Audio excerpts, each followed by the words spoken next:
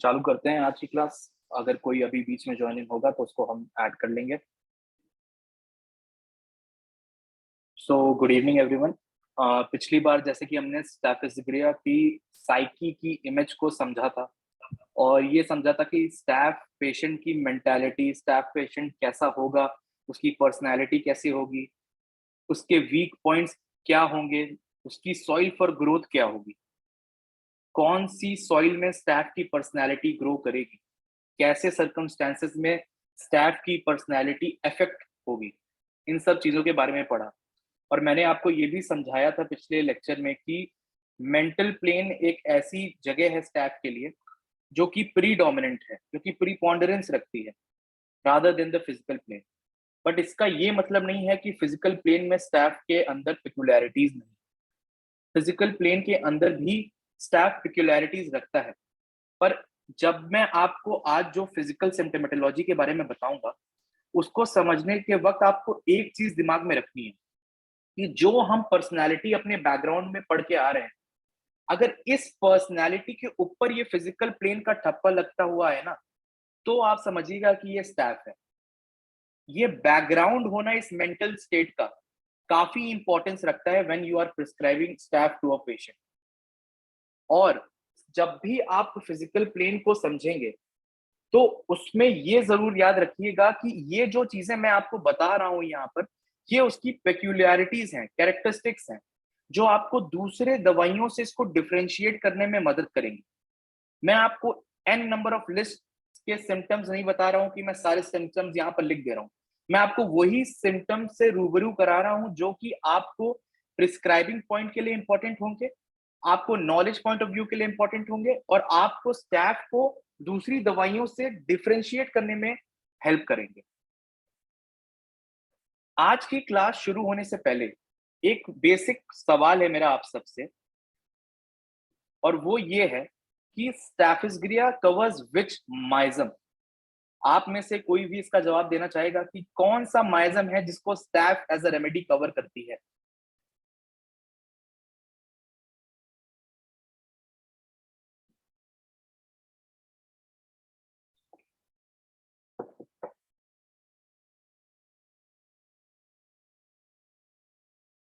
कोई भी जवाब देगा? Sir psora. किसने बोला?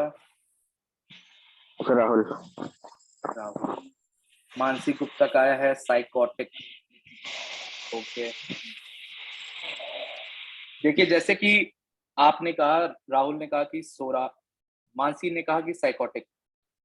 इन जनरल अगर हम स्टैफिज़ग्रिया को पढ़ेंगे या फिर हमने जितना भी सुना है स्टैफ के बारे में या बेसिक किताबों से पढ़ेंगे, तो आपको ये लगेगा कि जो स्टैफ है वो एंटी साइकोटिक रेमेडी है, जो कि वो है, मैं इस चीज को डिनाई नहीं कर रहा हूं। पर आप जब स्टैफ को डिटेल में पढ़ेंगे, अच्छे से समझेंगे, तब आपको ये रियलाइज होगा कि staph covers all three miasms equally. ऐसा नहीं है कि स्टैफ, क्योंकि हम यही सुनते आए हैं कि स्टैफ मतलब स्टाइज, स्टैफ मतलब ओवर ग्रोथ, स्टैफ मतलब एक तरीके से जो ग्लैंड्स का फूल जाना, यही स्टैफ और यही ओवरग्रोथ से हम साइकोटिक माइजम को रिलेट कर देते हैं सीधे सीधे।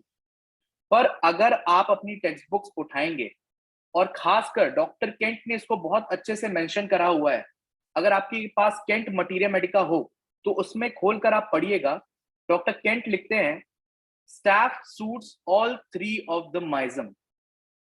और डॉक्टर केंट की ही एक अनपब्लिश्ड मटीरिया मेडिका आती है, जो कि उसकी एक अलग ही कहानी है उस किताब की, जो कि केंट के लेक्चर्स थे जो कि मिसप्लेस हो गए थे और बाद में जाके जो मिले और उसकी unpublished materia Medica of Kent बनाई गई। उसकी कहानी अलग है, उसको किसी और दिन डिस्कस करेंगे।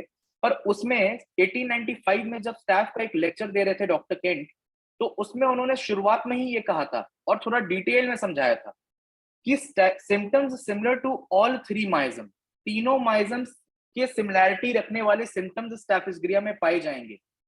और तीनों माइजम मतलब जिसमें सप्रेस्ड इरप्शन हो वो सोरा, सप्रेस्ड गोनोरिया हो, सप्रेस्ड फॉर्म ऑफ सिफिलिस हो, ये सब चीजें, ये तीनों माइजम की चीजें यहाँ पर आपको मिलेंगी बैकग्राउंड में। जब आप पास हिस्ट्री में जाएंगे तो हो सकता है स्टाफ का पेशेंट एक हिस्ट्री ऑफ सप्रेस्ड इरप्शन लेके आ रहा हो, ऑइंटमेंट्स लगाने की हिस्ट्री लेके आ रहा हो और अब एक सिम्टोमेटोलॉजी लेके आ रहा है जो कि स्टैफ को इंडिकेट करती है। हो सकता है वो साइकोटिक बैकग्राउंड लेके आ रहा हो, साइकोटिक इनहेरिटेंस लेके आ रहा हो, और अब आपके पास एक ऐसी सिम्टोमेटोलॉजी लेके आ रहा है जो कि एक साइकोटिक प्रीपोंडरेंस रखती है। ऐसे ही सिफिलिटिक भी है।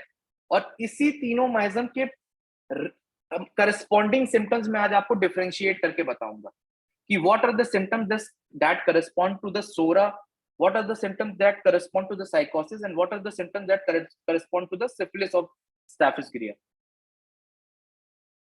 अब जब फिजिकल सिम्टोमेटोलॉजी की बात होती है किसी भी दवाई की, तो एक जनरल चीज मैं आपको बता दूं कि बोरिक मटीरिया मेडिका का जो इंट्रोडक्शन पार्ट है ना, वो बहुत इंपॉर्टेंस रखता है किसी भी ड्रग को एक जिस्ट में समझने के लिए।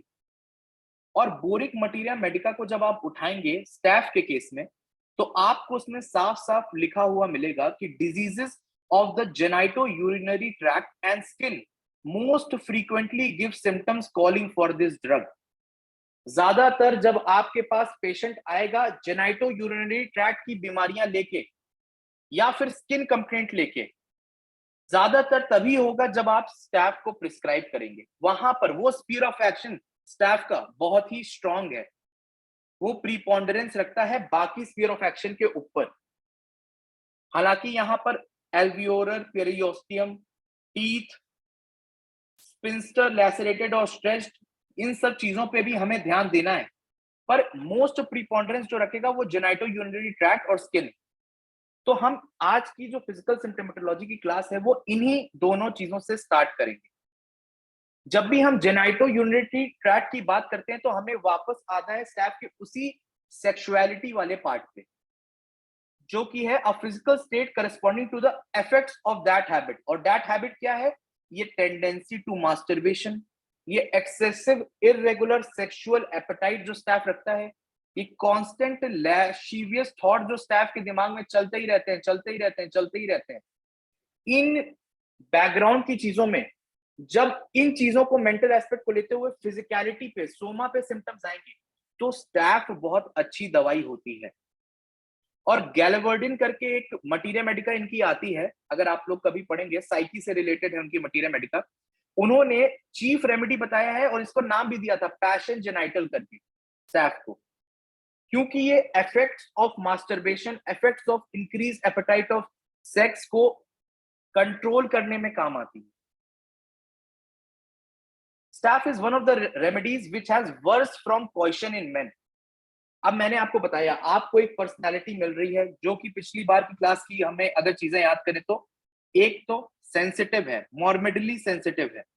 दूसरी बात, डिग्निफाइड एक नोबल पर्सनालिटी है जो कि एक्सेसिव सेक्सुअल एपेटाइट पोजेस करती है, या फिर एक्सेसिव सेक्सुअल इंटरकोर्स में इंडल्ज करता है वो आदमी।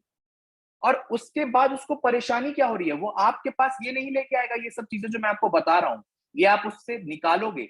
वो आपके पास लेके आएगा कि डॉक्टर साहब जब भी मैं सेक्स करता हूं उसके बाद मुझे बहुत ज्यादा थकान महसूस होती है, बहुत ज्यादा सांस फूलने जैसा लगने लगता है। और ये one of the prime indications होता है स्टैफ को देने के लिए। Dyspnoea and prostration also follow an emission, या तो फिर वो सेक्सुअल एक्ट जो वो कर रहा है उसके बाद उसको सांस फूलना, उसको सांस लेने में दिक्कत होना, उसको थकान होना मिलेगा आपको। अगर वो एक अडल्ट है जो कि अनमैरिड है और वो टेंडेंसी टू मास्टरबेशन रखता है, तो वो एमिशन होने के बाद उसको यही तरीके की दिक्कतें महसूस होंगी।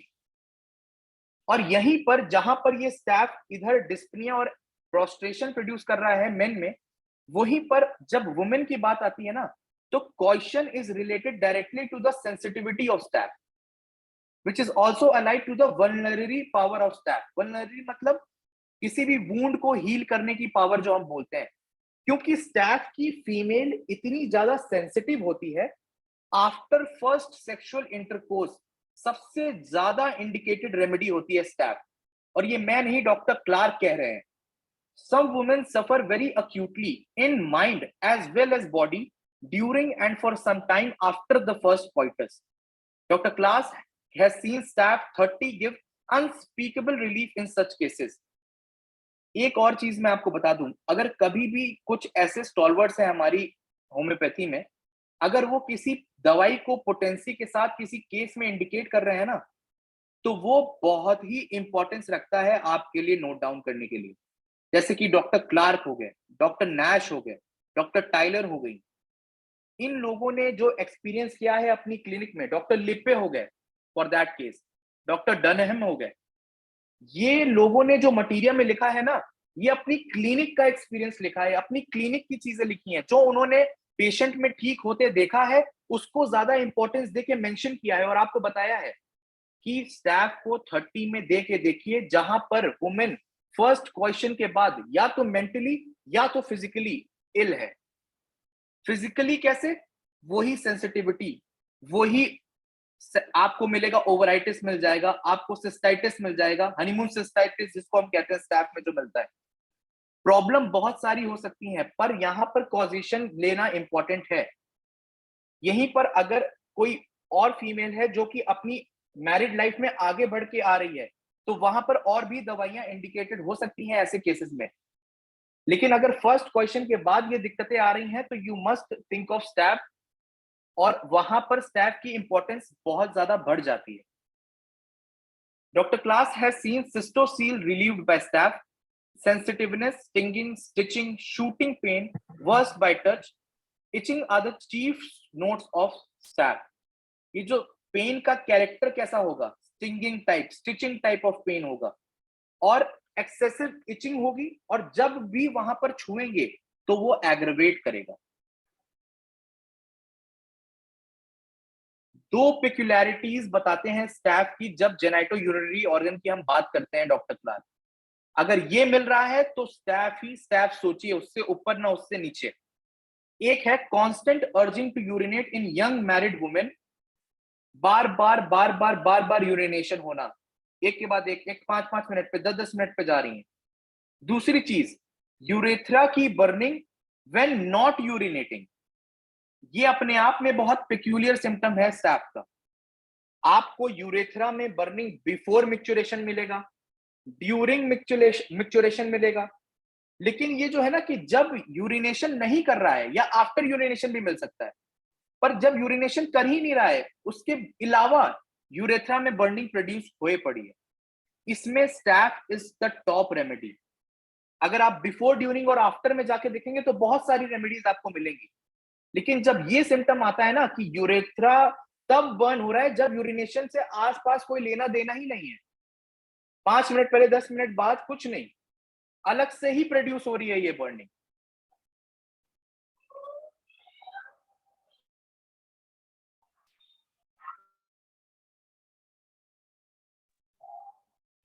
दो मिनट वेट करिएगा।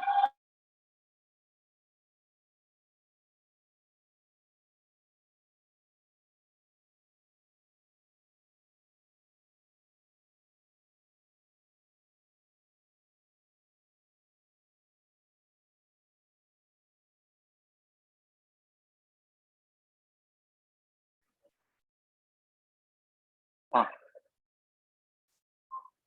और इसी चीज को एम्फसाइज किया है डॉक्टर नैश ने। The remedy has a very peculiar symptom which appeared in the provings and which I have verified. अब इस चीज को नोट डाउन कर लीजिए अपनी नैश, अगर आपके पास लीडर इन होम्योपैथिक थेरेप्यूटिक हो तो इसको सर्कल करके मार्क कर लीजिएगा। ये वो सिम्टम नहीं है जो प्रूविंग में मिला है जस्ट, ये वो सिम्टम है जो नैश ने अपनी क्लिनिक में पेशेंट को देके वेरीफाई किया है बार बार। Burning in the urethra, not urinating while. While urinating, the burning ceased. We have plenty of remedies for burning before, during, and after urination. But staph is the only one having this burning all the time between the acts of urinating. In addition to being one of the best remedies for onanism, it is one of the best for affection of the prostate gland in old men with frequent urination and dribbling of urine afterwards. जैसे कि मैंने आपको बताया था कि prostate gland की preponderance रखना, genito urinary gland में जहां पर भी दिक्कतें प्रोड्यूस हो रही हैं और आपको ये कुछ पेक्यूलियर सिम्टम मिल रहे हैं, जैसे कि बर्निंग व्हेन नॉट यूरिनेटिंग, या फिर यंग वुमेन में फर्स्ट क्वेश्चन के बाद दिक्कत आना, या फिर ये ड्रिबलिंग वाली चीज, अगर आप बोरिक मटीरिया मेडिका उठा के देखेंगे तो वहां पर इस ड्रिबलिंग से रिलेटेड एक बहुत ही पेक्यूलियर सिम्टम आपको मिलेगा, जो कि है कि जब उसको एक ऐसी सेंसेशन होती है कि थोड़ा सा कुछ ना कुछ मूव जैसी सेंसेशन यूरेथ्रा में उसको फील होती रहेगी, ऐसे कि कुछ यूरिन है, कुछ पार्ट ऑफ यूरिन है जो कि कॉन्स्टेंटली मूव करे पड़ा है वहां पर। इस तरीके की सेंसेशन मिलती है, तब भी हम स्टैफ के बारे में सोच सकते हैं। A very common and troublesome symptom found in connection with troubles of the genital organs, both male and female, is backache, which is very peculiar. बैकएक होना साथ में जेनाइटो यूरिनरी ट्रैक्ट की कंप्लेंट्स के साथ, और इसका एग्रेवेशन कब होना? रात में, और सुबह राइजिंग, बिफोर राइजिंग, उठने से पहले और रात में। इस समय अगर आपका एग्रेवेशन मिल रहा है, साथ में बैकएक मिल रहा है, साथ में जेनाइटो यूरिनरी ट्रबल्स मिल रहे हैं, ये ट्रायंगल आपको मिले तो स्टैफ बीच में जरूर लिख लीजिएगा। ये मैंने जस्ट आपको एक एग्जांपल शो किया है रेपर्टरी के थ्रू, कि जहां पर रेपर्टरी में रूब्रिक्स में सिंगल रेमेडी स्टैफ दी हुई है। आप देख सकते हैं जेनाइटो यूरिनरी सिस्टम के कितने सारे सिम्टोमेटोलॉजी में सिर्फ एक रेमेडी स्टैफ है, कितने सारे रूब्रिक्स में। ये दिखाता है कि कितनी इंपॉर्टेंट रेमेडी है ये इस सिस्टम के ऊपर एक्ट करने वाली। डॉक्टर पीसी मजुमदार, जो कि one of the great stalwarts of Kolkata हैं, उन्होंने क्लार्क मटीरिया मेडिका में क्लार्क ने उनके 2 केस मेंशन करे हैं, जहां पर उन्होंने ओनानिज्म के इल इफेक्ट्स को स्टैफ 30 देख के ठीक किया है। अब यहां पर आप एक चीज नोट करिएगा, यहां पर मैं आपको ये बार बार नहीं बता रहा हूं कि देखो ओनानिज्म के इफेक्ट्स हैं तो स्टैफ दो। यहां पर मैंने जो ग्रीन में मार्क करा है वो आपको ये डिपिक्ट करने के लिए मार्क करा है कि पेशेंट आपके पास डायरेक्ट आके ये नहीं कहेगा कि मेरे को बैड इफेक्ट्स ऑफ मास्टरबेशन है, मेरे को इल इफेक्ट्स ऑफ मास्टरबेशन है, या मैं बहुत ही मतलब एक्सेसिव इंडल्जेंस रखता हूं इन चीजों में। कभी भी नहीं ऐसा बोलता पेशेंट। पेशेंट आपके पास ये जो ग्रीन कलर के सिम्टम्स है ना, ये लेके आएगा। क्या?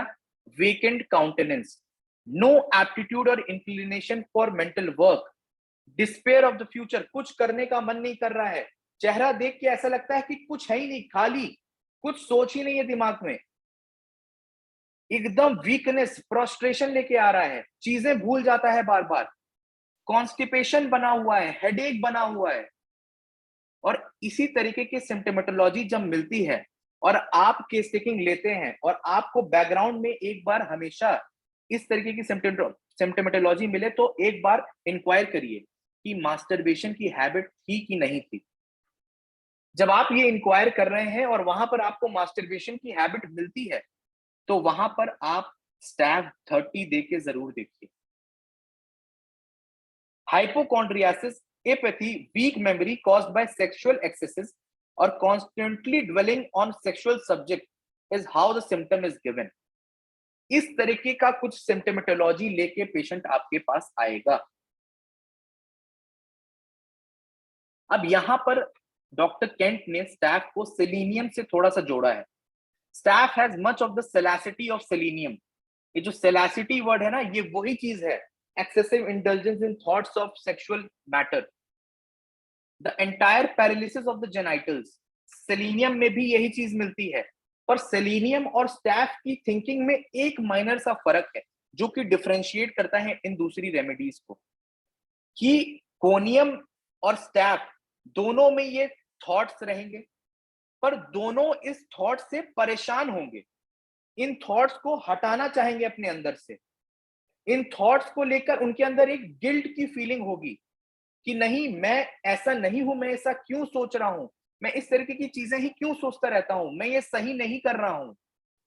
पर सेलेनियम के साथ ऐसा नहीं होता। Selenium does not want to avoid these thoughts. Selenium एक ऐसी पर्सनैलिटी है जो इन्हीं थॉट्स में इंडल्जेंस करना चाहती है, वो चाहती है कि वो इन चीजों को सोचे। और यहीं पर स्टैफ और कोनियम अलग हो जाती हैं। कोनियम और स्टैफ इन चीजों से परेशान हैं, इन चीजों को लेकर परेशान होती हैं, परेशान होने के बाद एक सिम्टोमेटोलॉजी दिखाती हैं। पर सेलेनियम ऐसा नहीं है। सेलेनियम में वो सिम्टोमेटोलॉजी मिलेगी तो ये आपको बैकग्राउंड में मिलेगा कि ये पर्सनैलिटी तो इन सब चीजों में इंडल्जेंस रखना चाहती है। यही एक डिफरेंशिएटिंग फैक्टर होता है सेलेनियम, स्टैफ और कोनियम का। अब जेनाइटो यूरिनरी ट्रैक्ट के सिम्टोमेटोलॉजी से थोड़ा बाहर आते हैं और स्किन की सिम्टोमेटोलॉजी को समझते हैं। अगर आपको स्टैफिसग्रिया की स्किन को समझना है तो ये जो एक छोटा सा चार्ट मैंने बनाया है ये इनफ है आपको स्टैफ की स्किन के सिम्टम्स को, पिक्यूलैरिटीज को समझाने के लिए बेसिकली। अगर ये सारी चीजें जो मैंने मार्क करी है यहाँ पर ये आपको मिलेंगी, क्योंकि सिम्टोमेटोलॉजी तो प्रूविंग की बहुत वास्ट है, पर ये वो डिफरेंशिएटिंग फैक्टर्स हैं जो आपको बाकी दवाइयों और स्टैफ में अलग करने में मदद करेंगे। इरप्शन होंगे, किस प्रकार के होंगे? दो प्रकार के मिल सकते हैं मेजरली। एक होता है एक्जिमेटिस टाइप ऑफ इरप्शन और एक होते हैं हर्पेटिक टाइप ऑफ इरप्शन। ये दोनों ही बहुत ज्यादा प्रीपोंडेरेंस रखते हैं स्टैफ की पर्सनैलिटी में, और ये इनका स्पीयर ऑफ एक्शन पूरे बॉडी में ज्यादा कहां पर मिलेंगे ये eruption? Specially on head and face, और जगह भी मिल सकते हैं पर मोर टुवर्ड्स दीज प्लेसेस। और एक और इंपॉर्टेंट एरिया है वो है आपका behind the years. Behind the years भी अगर ऐसे इरप्शन मिले तो आप स्टैफ सोच सकते हैं। एक और बहुत इंपॉर्टेंट पॉलीक्रिस्ट रेमेडी है जो बिहाइंड द ईयर एक्जिमा के लिए बहुत फेमस है। आपने कैंट मटीरिया मेडिका में पढ़ भी रखा होगा, आपको याद है, और मैंने ही आपको वो चीज बताई भी है पहले क्लासेस में। कोई किसी को याद है तो वो बताए, वो कौन सी पॉलीक्रिस्ट रेमेडी है इसमें behind the year eczematous eruptions मिलते हैं? ग्रेफाइटिस,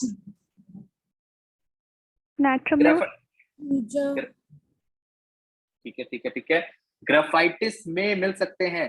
पर अगर आप लाइकोपोडियम खोल के देखेंगे और लाइकोपोडियम कैंट से पढ़ेंगे तो आपको ये दिखेगा कि कितना ज्यादा इंपॉर्टेंस कैंट ने वहां पर दिखाया है इस तरीके के इरप्शन में लाइकोपोडियम का यूज करने के लिए। जो behind the year eczematous eruption होते हैं वहां पर लाइकोपोडियम कैंट से आज चाहिएगा, पढ़ के देखिएगा। वहां पर कैंट ने बोला है कि ये बहुत ज्यादा इंपॉर्टेंट पॉइंट ऑफ प्रिस्क्राइबिंग है लाइकोपोडियम के लिए। नो डाउट थूजा में, ग्राफाइटिस में ऐसे सिम्टोमेटोलॉजी मिल सकती है, पर मैं क्या बोल रहा हूं आपसे, ये वो डिफरेंशिएटिंग फैक्टर है, इंटेंसिटी की बात आती है। थूजा अगर मेरे को देनी होगी तो मैं इस पॉइंट पे कभी नहीं दूंगा, थूजा के लिए मुझे और पॉइंट्स पता है। लेकिन लाइकोपोडियम अगर मैं सोचूंगा तो मैं ये पॉइंट जरूर देखूंगा अगर मैं स्किन में एक्जिमेटस इरप्शन में देख रहा हूं तो, खासकर बच्चों में। अब आ जाते हैं, जगह पता चल गई, किस प्रकार के इरप्शन होंगे पता चल गए, उसके अंदर क्या क्या चीजें किस तरीके की होंगी, ड्राई या very thick scabs and itches violently. और अदर टाइम्स में अगर ये ड्राई नहीं है तो स्कैब्स मॉइस्ट भी मिल सकते हैं, येलोविश होंगे, ऑफेंसिव होंगे, और ज्यादातर जब ये सर में मिलेंगे ना तो आपको लाइस मतलब कि जुएं जो हम बोलते हैं हिंदी में, वो उनकी ब्रीडिंग मिलेगी यहाँ पर कि येलोविश मॉइस्ट इरप्शंस हो रहे हैं। और आप देखेंगे कि वो उससे पूछेंगे खुजली होती है, हाँ बहुत तेज खुजली थी डॉक्टर साहब, और जब उसका सर आप चेक करेंगे तो आपको ये दिखेगा कि वहां पर लाइस भी है। और ये अपने आप में, जैसे कि मैंने हिस्ट्री में भी बताया था, स्टैफ को पहले इसी काम के लिए यूज किया जाता था, तो आपका प्रिस्क्रिप्शन पॉइंट अपने आप स्ट्रांग हो जाता है। पर एक चीज है जो पेक्यूलियर है और जो मिलना बहुत इंपॉर्टेंट है जब आप स्किन के लिए प्रिस्क्राइब कर रहे हैं, तो वो है ये जो पिंक में मैंने यहां पर मेंशन किया है, पेक्यूलैरिटी हेडिंग देके। जब स्टैफ का पेशेंट इचिंग में खुजलाएगा जहां पर उसको इरप्शन हो रहा है, तो वहां पर खुजली रुक के किसी और प्लेस पे खुजली चालू हो जाएगी। When itching stops at one place and begins at another, मान लीजिए 3-4 जगह पे उसको इरप्शन हो रहे हैं, 3-4 जगह पे उसको ये पूरे बॉडी में पाया जा रहा है, खुजली हो रही है एक जगह पे खुजलाएगा तो दूसरी जगह पे चालू हो जाएगी, दूसरी पे खुजलाएगा तो तीसरी जगह पे चालू हो जाएगी। इस तरीके का ऑल्टरनेशन मिले जब इचिंग में, तो स्टैफ का बहुत ही पेक्यूलियर सिम्टम माना जाता है ये।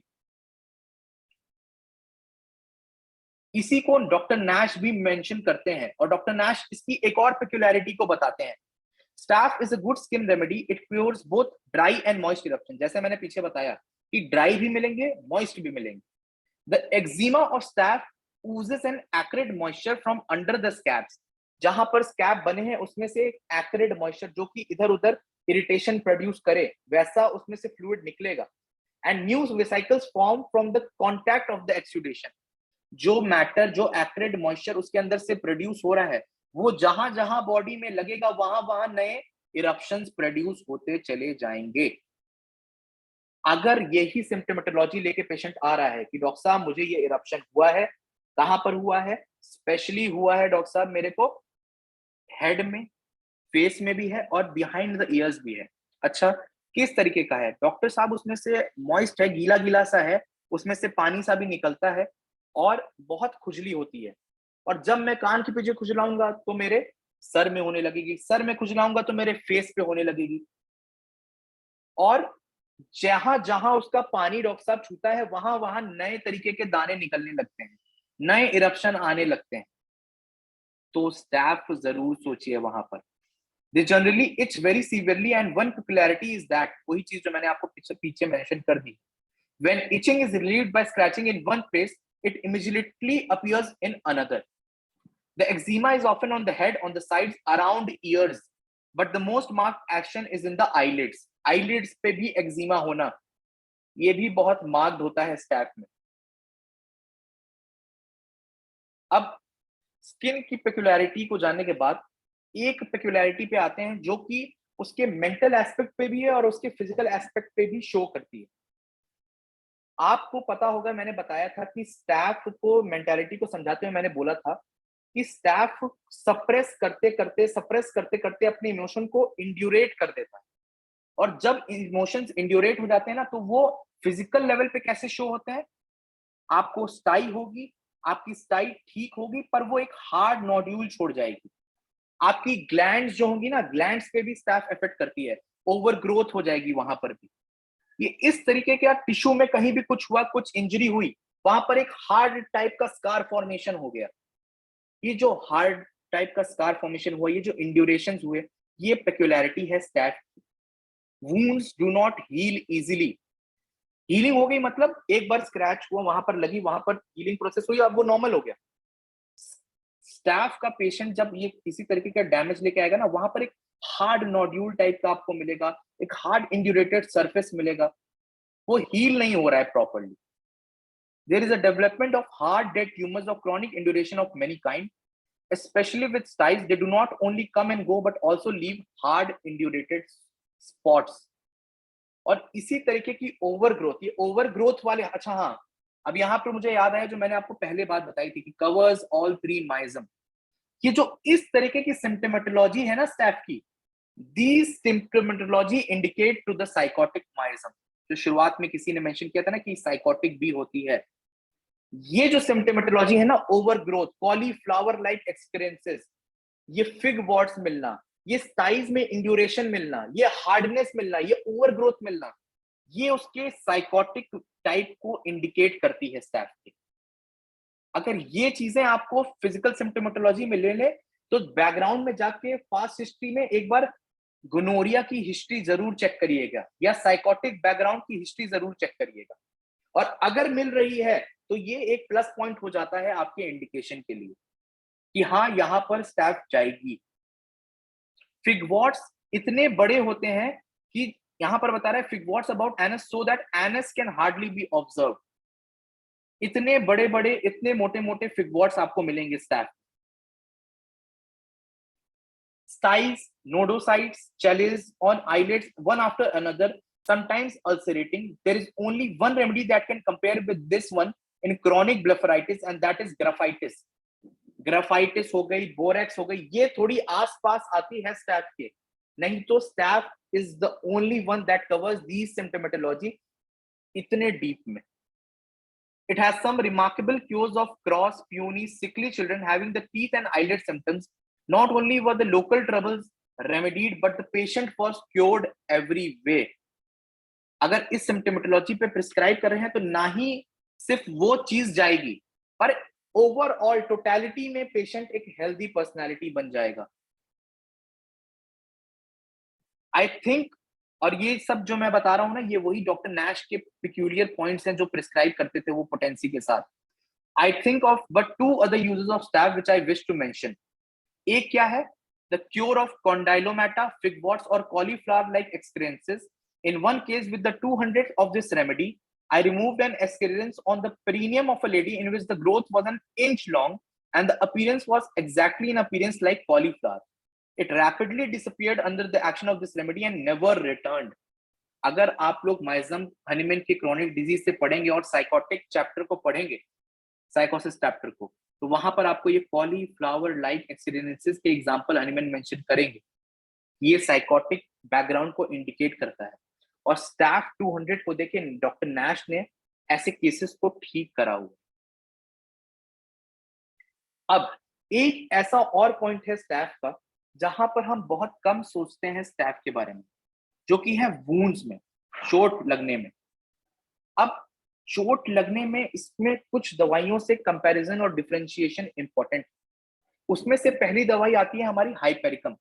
हाइपेरिकम आप सभी ने पढ़ी होगी कि नर्व शीट में, नर्व एंडिंग्स में, खासकर सेंटिएंट नर्व एंडिंग्स में, मेनिंजिस पे, और जहां जहां पर इंजरी है वहां वहां पर नर्व्स में रन कर रहा है पेन।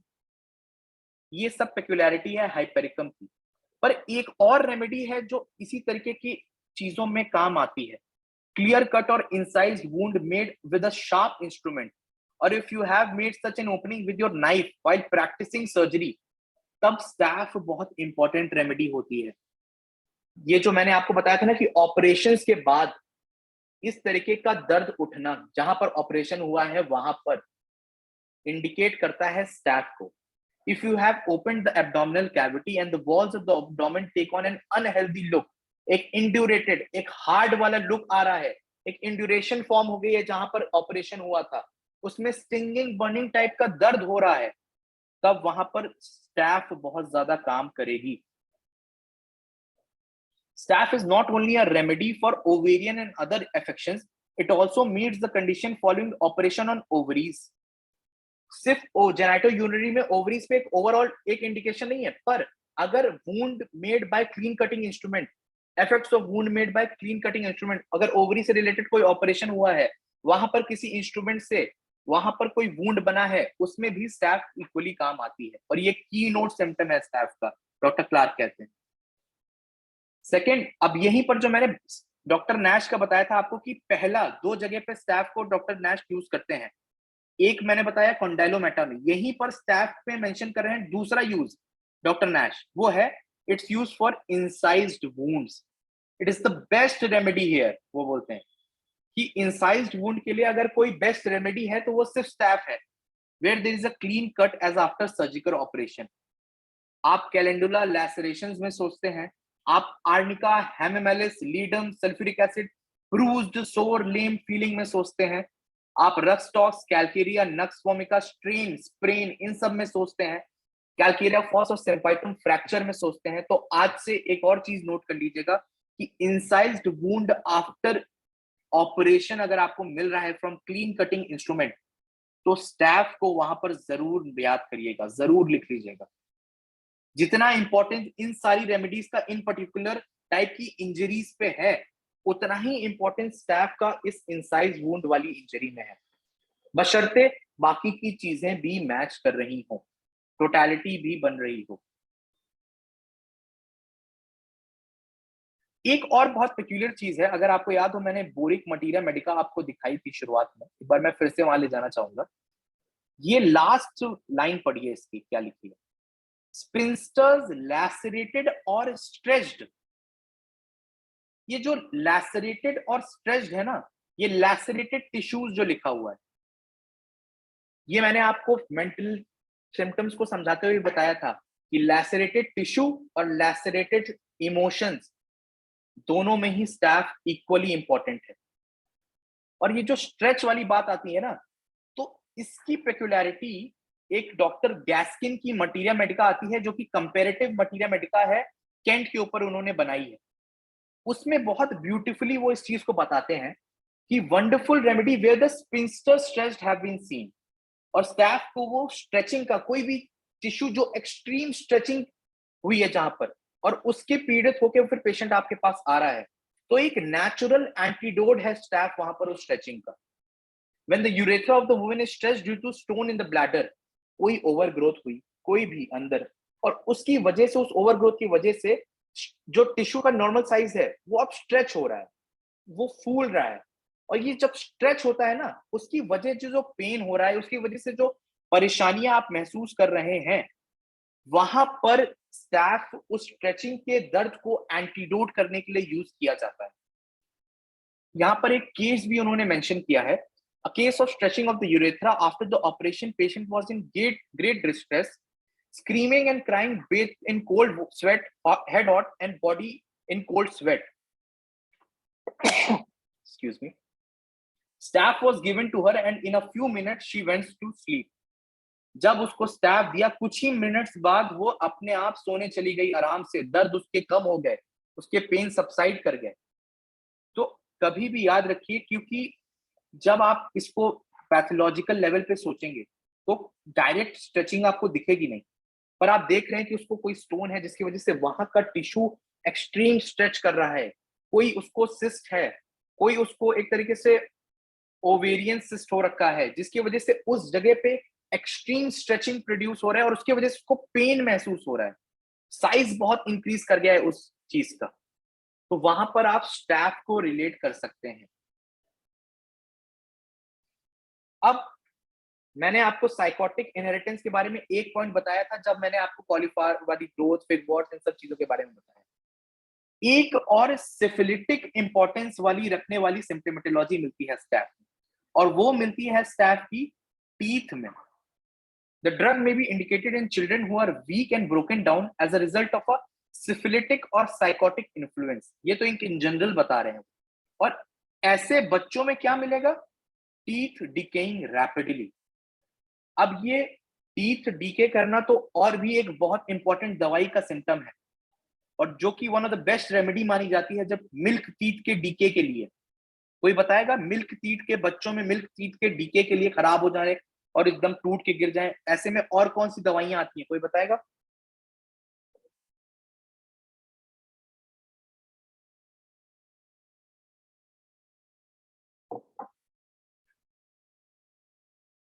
एक दवाई तो मैंने भी आपको पढ़ाई है, आपके सेकेंड ईयर की है।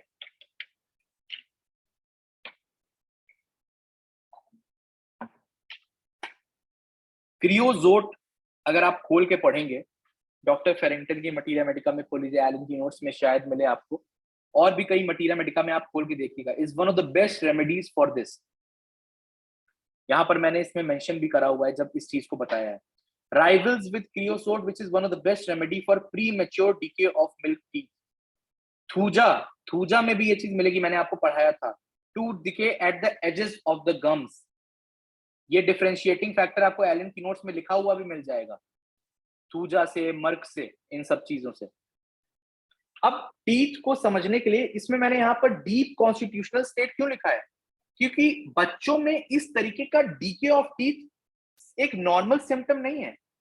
अगर इस तरीके का डीके एक बच्चे में मिल रहा है तो आप उसके बैकग्राउंड को छानिए, उसको चेक करिए, कहीं ना कहीं कोई साइकोटिक सिफिलिटिक इनहेरिटेंस लेके आ रहा है वो बच्चा, तभी उसका ही मैनिफेस्टेशन है कि पैदा होने के कुछ ही साल बाद इस तरीके से उसके दांत झड़ना चालू हो गए हैं। ये बहुत इंपॉर्टेंट रखता है उसकी कॉन्स्टिट्यूशनल स्टेट को जानने के लिए। इसी वजह से यहां पर मैंने ब्रैकेट में डीप कॉन्स्टिट्यूशनल स्टेट लिखा हुआ है। डीके कर जाएंगे इजिली, रूट्स डीके कर जाएंगी और काली काली स्ट्रीक्स मिलेंगी दांतों में। गम्स एकदम अनहेल्दी होंगे, स्वोलन होंगे, स्पॉन्जी होंगे, और अगर जरा सा भी खाना छू गया, जरा सा भी खाना खाया, तुरंत ब्लीडिंग हो गई। कुछ गलती से ऐसे हाथ करे, गलती से ब्रश ज्यादा हार्ड वाले यूज कर लिया, तुरंत ब्लीडिंग हो गई। इस तरीके की सिम्प्टोमेटोलॉजी मिलेगी। Toothache with top of tooth looking perfectly healthy, breaks off leaving black ugly looking fang. ऊपर का दांत एकदम ठीक लग रहा है, टूटेगा और नीचे आपको दिखेगा कि काला काला काला काला स्ट्रीक्स लगी हुई है, पूरा सड़ चुका है अंदर से। Decay in the teeth out of sight with crown intact. दिख नहीं रहा है कहां से डीके हो रहा है, जब टूटेगा तब आपको पता चलेगा कि अरे ये तो अंदर से पूरा सड़ा हुआ था। इसी तरीके की सिम्प्टोमेटोलॉजी रखती है एंटीमोनियम क्रूड, कैमोमिला, कॉफिया, इससे भी आप कंपेयर कर सकते हैं। और इसका एग्रीवेशन कहां मिलेगा टूथेक में आपको? जब आप कोल्ड एयर को, आप जा रहे हैं, आपका मुंह ओपन हुआ और ठंडी हवा अंदर जा रही है, ठंडा पानी आप पी रहे हैं, आप कुछ खा रहे हैं, क्योंकि वही मॉर्बिड सेंसिटिविटी को याद करिए। इतना सेंसिटिव है इसका दांत कि हवा जाने से भी दर्द एग्रेवेट कर रहा है। इतनी सेंसिटिविटी रखता है, पानी पीने से भी एग्रेवेट कर रहा है, खाने से तो फिर एग्रेवेट करेगा ही करेगा जब इन सब चीजों से नॉर्मली कर रहा है। तो हेडेक के बारे में भी हम पढ़ेंगे स्टैफ के, ऑल्दो ये जो मैंने पीछे सिम्टोमेटोलॉजी एक्सप्लेन करी है, ये मेजॉरिटी ऑफ सिम्टोमेटोलॉजी है और इसी में कहीं ना कहीं आपको स्टैफ दिख जाएगा अपनी क्लिनिक्स पे। पर हेडेक में हनीमैन ने कुछ चीजें मेंशन करी हैं। अब यहां से आगे जो मैं आपको दो चीजें बताऊंगा ना, ये हनीमैन ने खुद इंपॉर्टेंस दी है इन चीजों को, और हनीमैन के बाद वाले ऑथर्स में इसकी इंपॉर्टेंस थोड़ी थोड़ी कम हो गई है कहीं ना कहीं। Writers following Hahnemann have not made so much of the pains in the head of Staphylococcus griya. Hahnemann's proving stress two facts about them. जब भी सरदर्द का पेशेंट आपके पास आए तो हनीमैन कहता है दो ऐसे फैक्ट्स हैं जिसको आपको याद रखना है।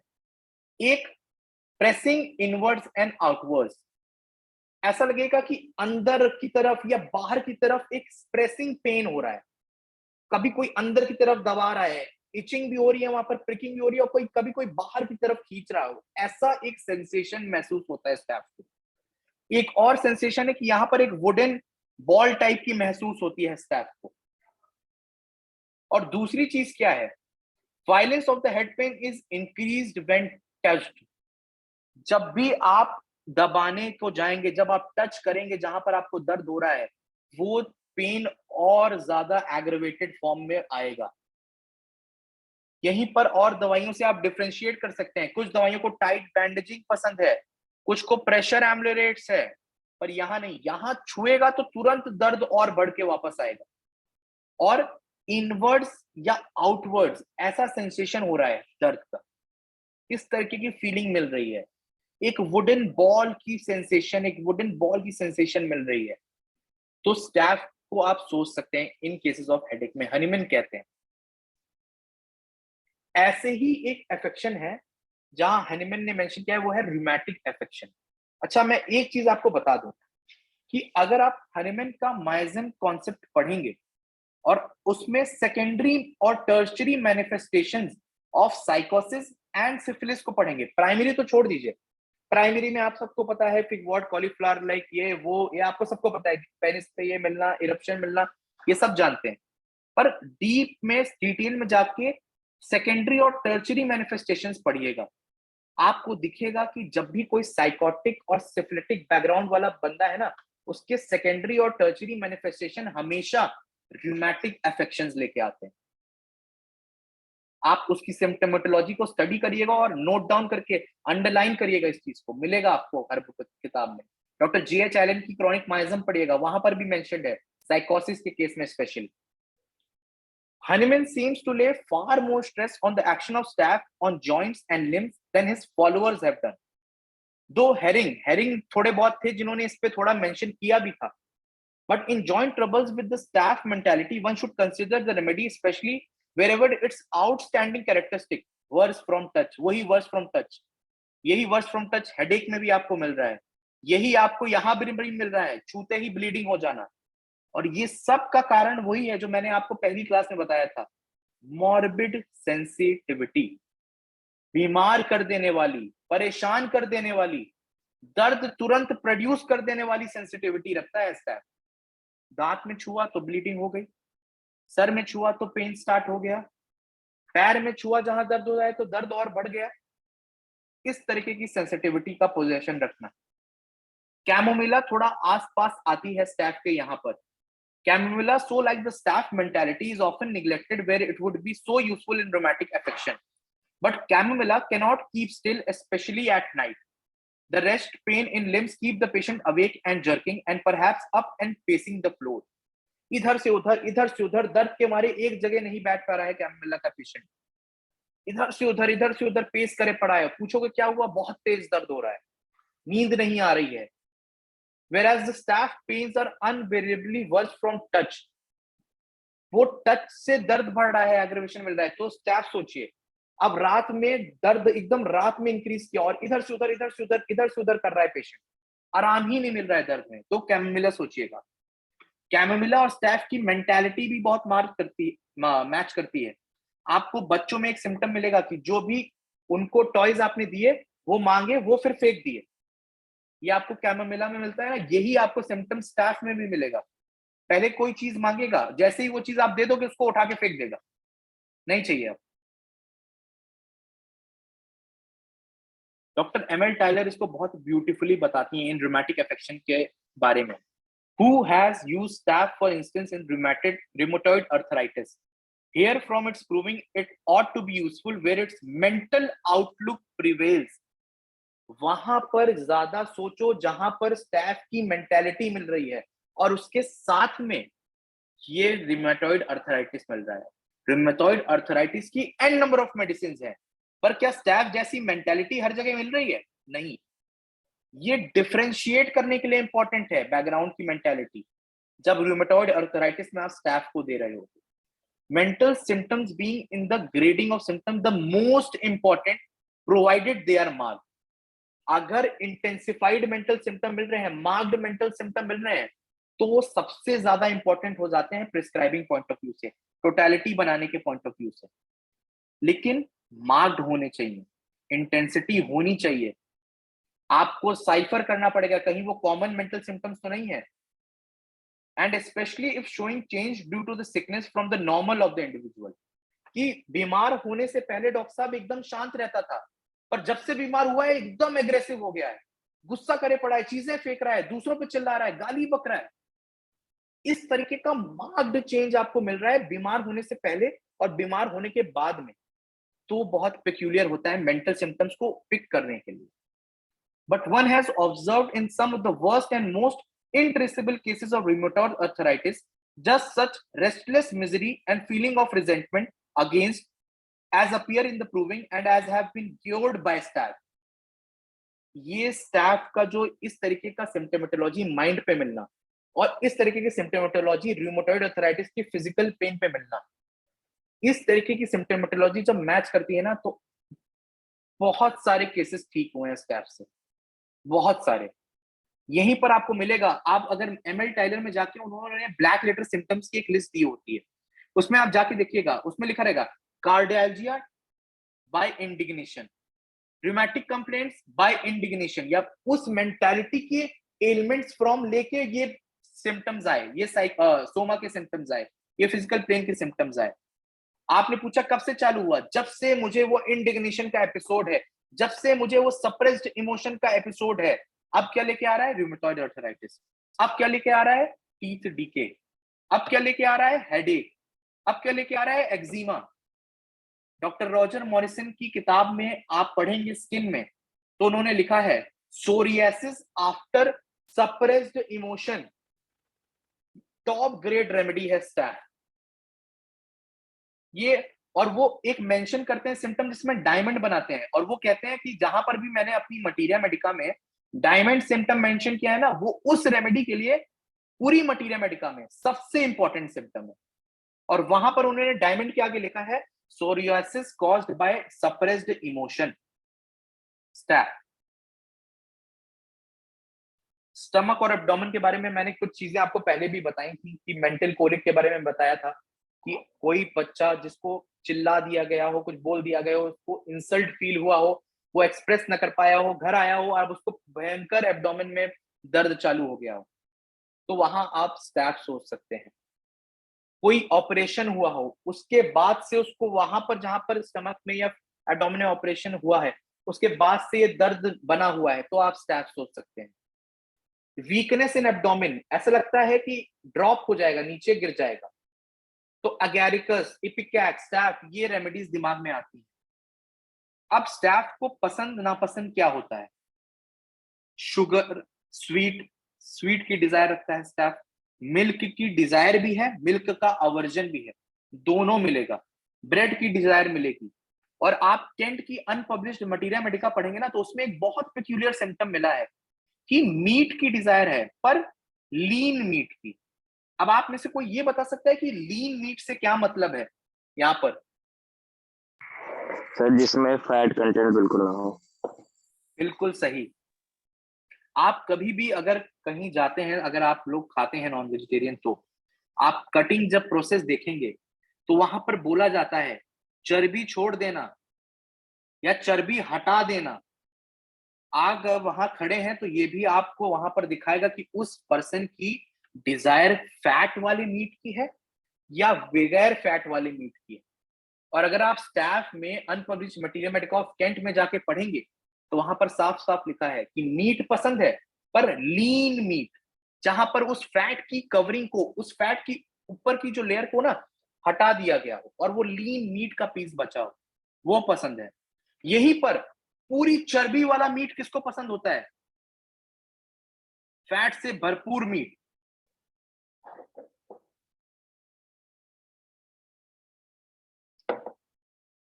नाइट्रिक एसिड जाके पढ़िएगा, नाइट्रिक एसिड को लीन नहीं चाहिए, वो चर्बी बोलेगा रखे रहने दो, और एक्स्ट्रा हो तो 2-3 और पीस, अगर अलग से कहीं चर्बी निकाली हो तो वो भी डाल दो मेरे में, मैं अपनी ग्रेवी में डाल के बना लूंगा।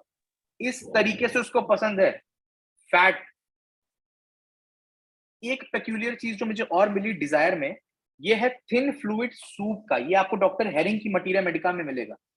थिन इस तरीके की कंसिस्टेंसी रखने वाले सूप को पीना पसंद करता है।